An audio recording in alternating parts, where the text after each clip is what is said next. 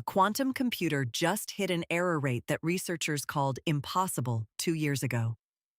IBM's Heron 2 Reals processor dropped 2-qubit gate errors below 0.1% in early 2026. The floor for real computation.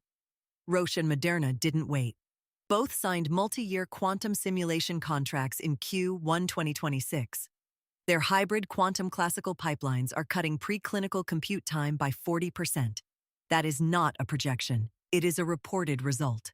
JP Morgan's quantum division published something quieter but equally sharp. A quantum Monte Carlo algorithm beating classical methods on options pricing. Above 10,000 assets in a portfolio, quantum wins.